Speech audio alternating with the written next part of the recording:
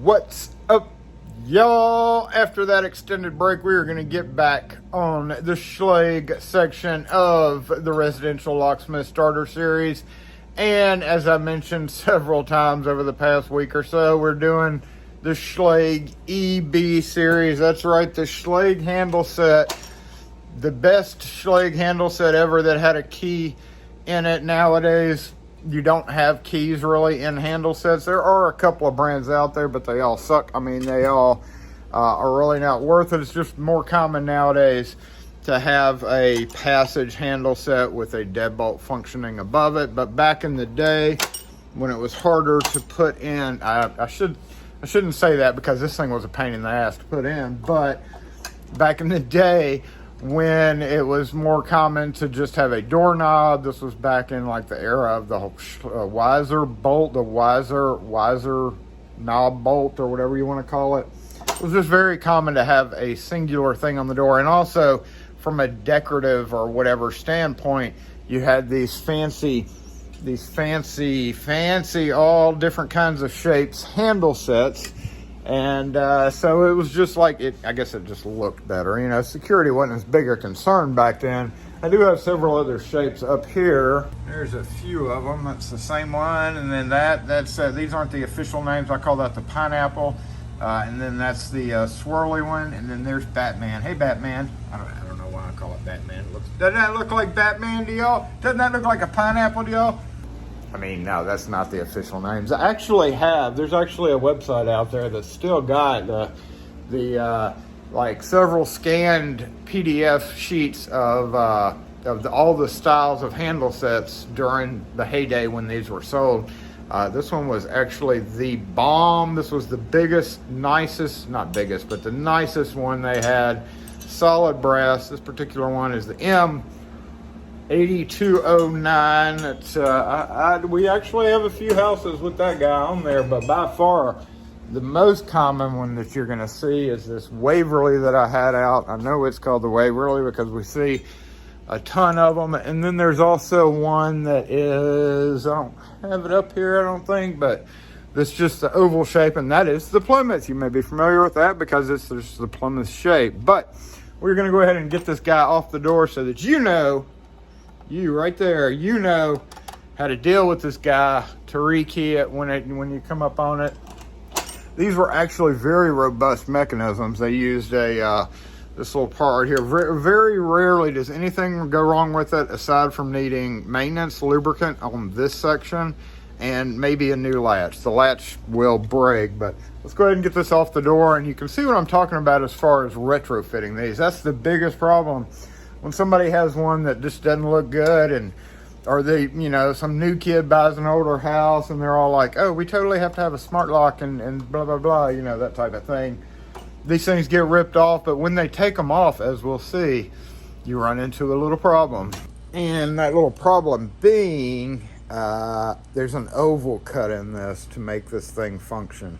So to get it off, we will look all around. We don't see any screws anywhere, so look underneath, and there's this you see that right there, that retainer. Basically, you push in anything that looks like you need to push in. If you run up on a lock, oh hey, come here, where you run up on a lock where you don't know how to deal with it, whatever, you look for everything that might feasibly be able to be poked and taken off. So you look even further underneath, we see this guy. These are really super strong springs on these guys. That was the biggest problem. But we're going to take our little flathead and push up,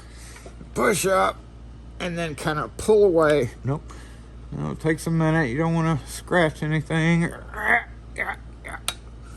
Okay, so we're pushing and pulling. Yeah. Super strong spring. Oh, there we go. All right. Now that you did that, you're going to come around here. You may have to wiggle it a little bit more. This one's kind of messed up right there, but you can see the problem is it's got like this. They all had this super strong spring right there.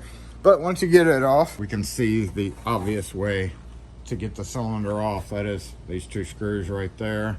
Now I will mention also, just like the old A series, Some of these, see, they don't stay in. So literally to lock it, you have to push and turn, just like some of the old A series. But we're not gonna have it in the locked position. We're gonna go ahead and get this guy off. Yes, you can use the same flathead that you just did a minute ago to pop that off, because they are combination head screws. I'm coming over here and I'm gonna grab this guy to keep it from falling. And we can see our plate starts to come off. Now, one thing I do, if there's nothing wrong with it and you're just rekeying it, come on off, is you can do this. All right. Oh, I don't have the screw in down there. There's supposed to be a screw in that holds it there. I didn't put one in because I fail as an installer, obviously. So here we go. Now we got that off. Really, it's just a matter of pulling the cylinder out just like that. Now, this is a single cylinder tailpiece, right? They really come with the same exact kind, but this is how they come, so that you can break it off, because it can't extend very far past this guy, right? If it does, that plate's gonna hit it. So that's why they came with same exact thing with, you know, doing this. So when you come up on these in the wild, it's definitely not gonna be this long. It's gonna be more like, you know, is it here or here, depending on the thickness of the door. It's just a break off, just like a scored line, but instead of scored, it just kind of shows you where. Now what I'll do is, once I pull the cylinder off, I'm gonna take this guy, because if you turn this, it's gonna change this just gonna move this little guy right here. And while you're away from the door, and it's also not gonna unlock, literally this is what's making it unlock. So I take it and I go from the inside right through the middle of the latch and push it all the way in, just like that. So now it's sticking out, but you know what? You can still open the door, because that thing is in there doing what it's supposed to do. Otherwise, when you close the door, it's going to be closed, because you don't have to take this screw out. Now, if you were taking this screw out on the bottom, it's just another Phillips head or a combination head screw, and you would just do this. So again, you don't have to do that. This will stay right here. It'll stay attached while you're gone, and then having this guy through into the latch will keep the timing set and allow you to go in and out. And you can see that I dropped that too, but here's this guy. Those were actually extendable as well. And we'll look at it on the Waverly. But your basic dead latch, this is used in the B250 series gate locks. Same exact latch. But just, you know, this is what they were used for. And if you did have a thicker door, so you have inch and 3/4 right there, you can yank this cotter pin out and then extend it. It'll go up to 2 inch or 2 1/4. I think actually there's one more mark behind that, I believe. I don't recall offhand, but here we go. We got this guy. So let's set it aside and take it apart just like any other Schlage deadbolt. This one has the 2 posts, so it's a little bit awkward to unscrew the cap, but you can do it. All right, typical deadbolt. Oh, it may have the little butt plug. I mean, the little plug that's in there. No key, so we don't have a key for it. Let's shim this guy. Even though we do have a key for it right there, we're gonna pretend like we don't have a key for it for this residential part. Okay, so 5, 4, just past 4, and 3. Obviously, once again, lubricate as always. You're gonna want to, lubricant helps the shimming process. Okay, we're hung up on like 2 right there, so I'm just trying to wiggle it. Ooh, we have a fail. Start over. That just felt like a fail to me. 5, 4, 3, where are you? 2, there you go, and then just turn. Let's follow it out. Grab your new key, just like that. These are actually original Schlage pins. So I'm actually going to leave these in there. So let's grab our new key that was actually, you know, that, and we see it as a 66489. So we're going to go with these nickel silver Schlage pins that I happen to have. 6, yeah, that looks right. Even if I mix these up, it's not too hard to figure out. What was that? 66489. even if you have to move one back and forth to get it. So there we go.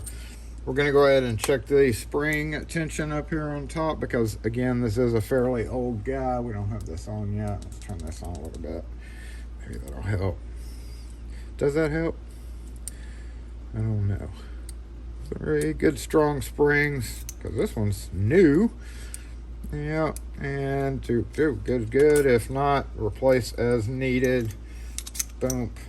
And tweezers. Butt plug if you had it,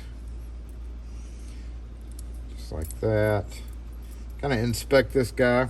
It probably has a lot of wear on it, but sometimes, you know, sometimes you need a new cap or something in here to make it work just right. There's all sorts of little quirky things that can go wrong with 50-plus-year-old hardware. And it's simply just needing a new cap or something. That's why I keep all parts from good cylinders. So that feels good. We're gonna double check it because once we get this part back on the door, it's kind of a pain in the butt to get back off. So we only want to have to do that once.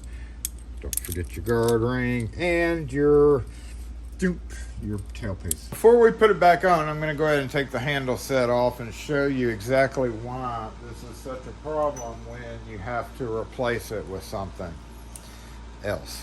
So standard latch would work. Yes, you are going to have to drill these out to a 2 1/8, and then look. So if we put that there, all right, you've got this big old open cutout on the bottom. And then not to mention, now this is an old Weiser, but not to mention, just the doorknob itself is only going to cover a little bit. And like even, the funny thing is even the old Weiser was another one. We're going to go over this when it comes time, but Weiser was one of those other ones back in the day that had the key and handle set thing. But look at this, Weiser's is completely different. If you line this up, right, it would have been great if it would have been down here, right? That would have covered up everything. I don't know why that was not thought of, except for the, obviously, the inside handle part. But like if you try to put one of these old guys in place of that, like you still have this big old bottom cutout. So yeah, it's not nothing covers this up. There is like the Baldwin 2-point thing that's out there nowadays, but yeah, everyone I've seen, and I've seen all of them, is just junky stuff. I would definitely not spend my money on that. So we're gonna go ahead and put this guy back on. It just uses an exposed screw on the bottom.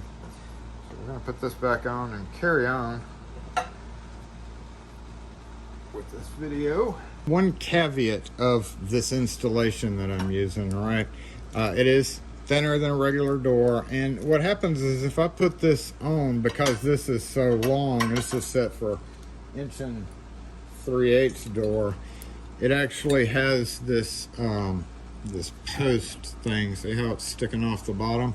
So what happens when you push this guy in to lock it, this comes out, and if this is raised up any little bit, see when that raises up, that raises the plate up, which in turn, see that plate that's coming up right there? So that has to be all the way down. What's happening is because this fills this up, just like this, when you go to try to push it in, it won't lock. So if I pulled that out a little bit, see how it pushes in now? So in this case, it is not going to work correctly as far as locking it unless I get really lucky or put it on really loose. But again, we're going to make sure that it lines up. We're going to put that through just like that. Grab our 3 screws, since we took off the bottom screw that just holds it on. And if we had not done any of what we just did, then you would find this when you walk back up the door.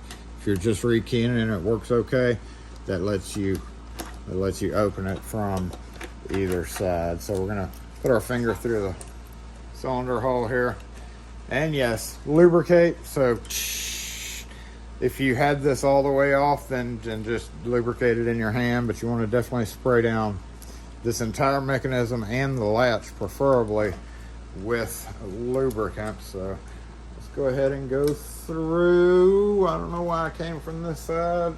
Oh, I got lucky and got it in. Okay, so we did take the handle set off, so we do have to kind of align this correctly. Where is that? Oh, there it goes. Got it in. And we see there that it's pretty loose on the outside. So once I tighten this down, remember it is not going to work correctly. So, and then let's get these screws started and snug it up as much as we can anyway. And you'll see once we hit that point, in fact, probably see how it's kind of catchy. It's because that post is hitting there and causing it not to push in. So if we just leave it a little loose, we'll be okay. But normally you would just want to keep tightening it until the latch binds up, and then you know you're too tight. So you loosen your screws. So and then this guy, we're gonna fast forward through this. Hey. Okay, so I'm not gonna tighten it down too much. It already isn't pushing in because of the spacing issue. But on a normal door, you'd snug it up and then try it. So boop, boop. And then we want to snug it up some more. Boop, boop. Boop, boop. You can snug it up as much as you need to. At some point though, the latch may start hanging up on you. So that's when you know it's time to quit and back it back off. So touch that.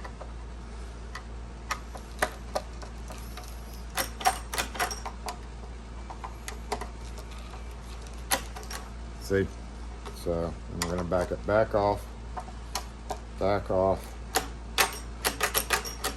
and then tighten it. Now, again, this is just my particular situation. That's not coming out quite enough, so yeah, there we go. That's as tight as I can do it on mine, but you know, in a normal situation, you should be okay to tighten it down. So we're gonna check the outside, we're gonna check that. If we could push this one in and turn, and then check your key, you would do that. And then as always, check the key itself. Make sure it comes out. So there we go. And let's go ahead and pop this guy back on. Now, because of how it's sitting on the door, this actually may be a problem as well. We're gonna see there's a little kind of a catch at the top. So you wanna push that top over, and then we need to come underneath this guy, make sure that top stays in position, and push up. Watch your finger. Remember, it's a really strong spring. All right, so again, this one's not gonna pop on just simply because of this how it's tightened down on this, but you do want to make sure that comes out. Sometimes you can take your kind of your soft rubber guy and tap it on, but on this one it doesn't come out anymore because it's also bent down there. Lubricant, spray it on the knob, get your knob back, and your flashlight will not work for that, so we're going to push this guy in right there. Dude, are you going in? You're not going in. Just like that. And check to make sure it comes out, and you're good. We're done. So that is it on the Schlage EB Series. Nice non-matching screw down there. If you have any questions or comments on this or any other videos, post them in the comment section. Next up, I think we're gonna go from the old 60-0 locks to a push button lock, because that's what a transition, huh? Anyway, thanks for watching, y'all, and we'll catch you next video.